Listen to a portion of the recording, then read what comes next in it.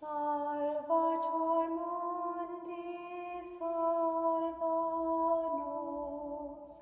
Salvator mundi, salva nos.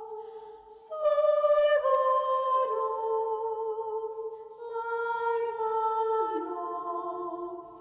Salvator mundi, salva nos. Salvator mundi, salva nos. Salvator mundi, salva nos.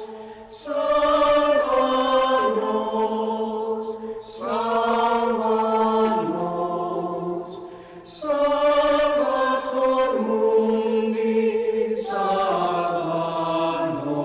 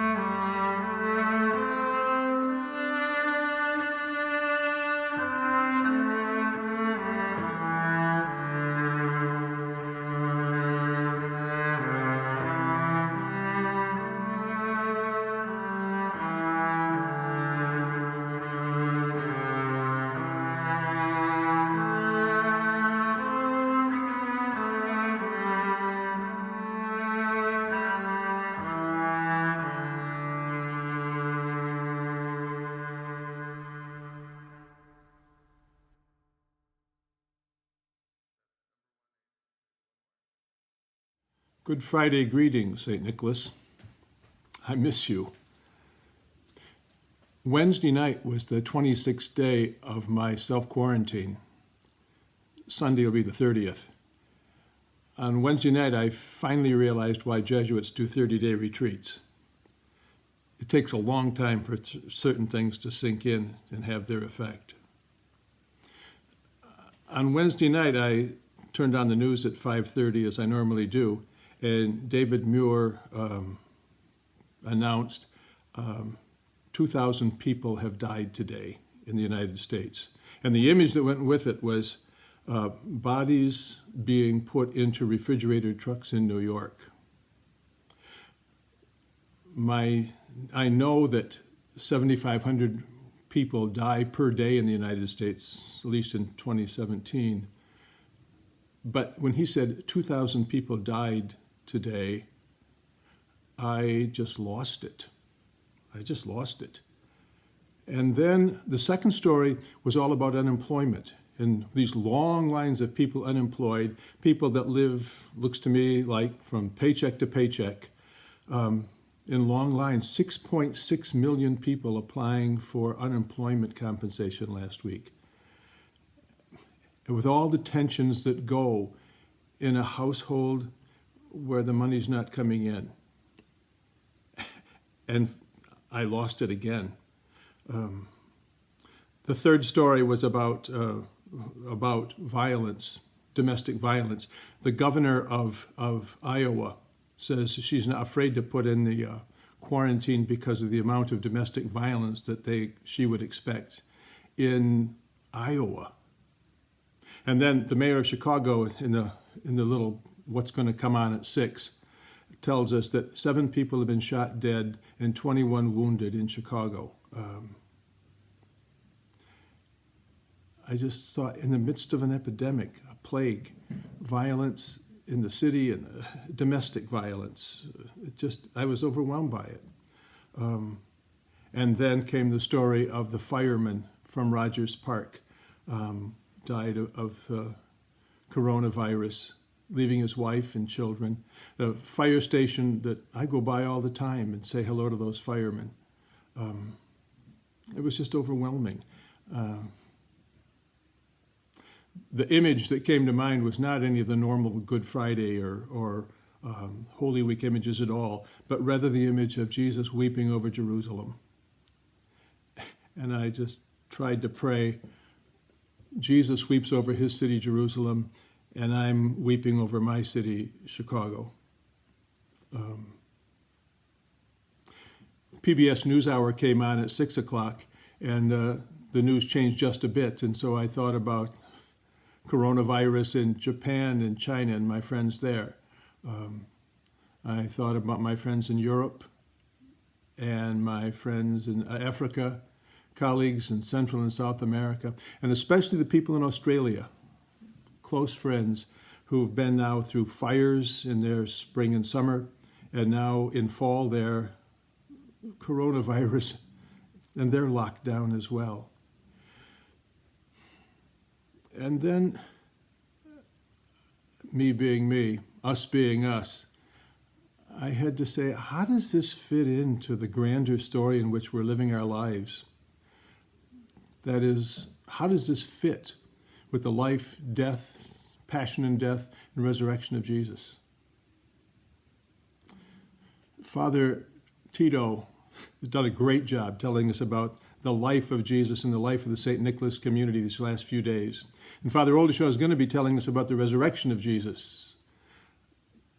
Today, Good Friday, it's time to focus on the passion and death of Jesus. We are living these days the way of the cross. But there's also one particular window in St. Nicholas Church building that I want to comment on, and that's the picture in this old sanctuary, the stained glass window. We know it well. It's the picture of Jesus on the cross, the women, Mary, her sister, Salome, Mary Magdalene, and John at the foot of the cross. And the question that's haunting me these days is, when they went home, what happened? That is, they were with Jesus on the way of the cross, and then during his 3 hours on the cross, and they buried his body the best they possibly could with the time they had. Then they went home. Then what happened? What did they experience? What are we experiencing right now? What do I experience, and you experience perhaps, on the night of my 26th day of confinement or retreat? I suspect the women and St. John, they went into rather deep mourning. They grieved deeply and they mourned just as many of us are doing these days.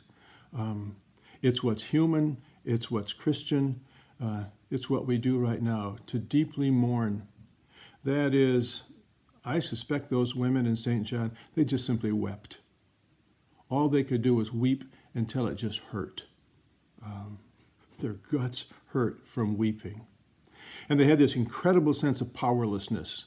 I wish I could have, but I can't. I couldn't save him. I can't give him new life. I can't. I feel powerless, and it's awful.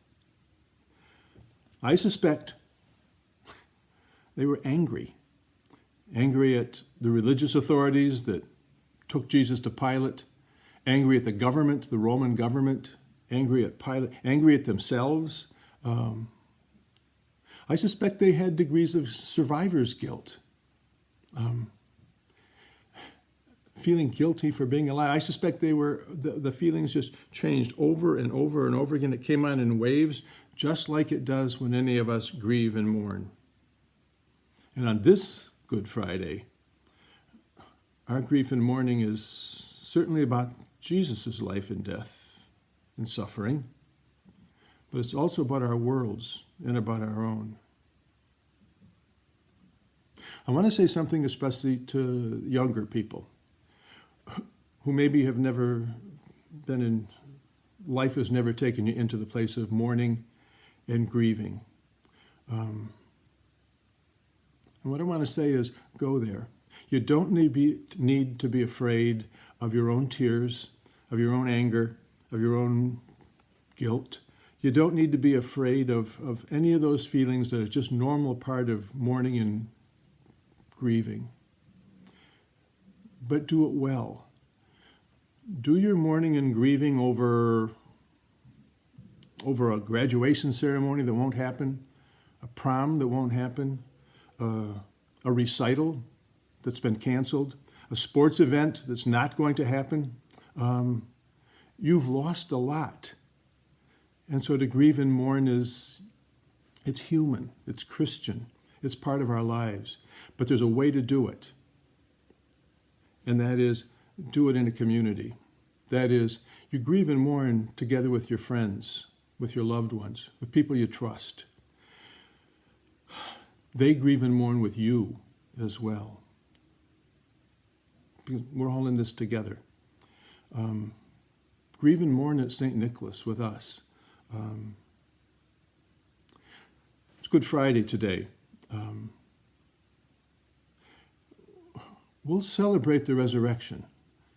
We'll continue living the Christian life, but there's a special moment today that we give ourselves to, and that is to grieve and mourn with Jesus, with the world, with our country, with our city, with our families,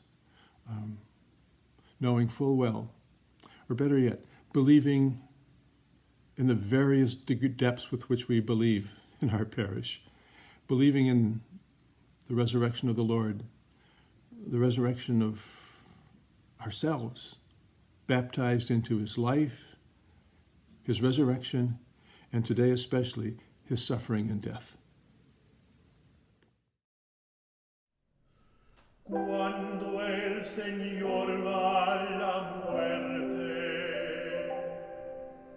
junto al Señor estás tú. Lloran tus ojos de madre, lloran mirando a la cruz. Pero tú, junto a la cruz, olvidas el dolor y nos das en tu mirar la fuerza del amor.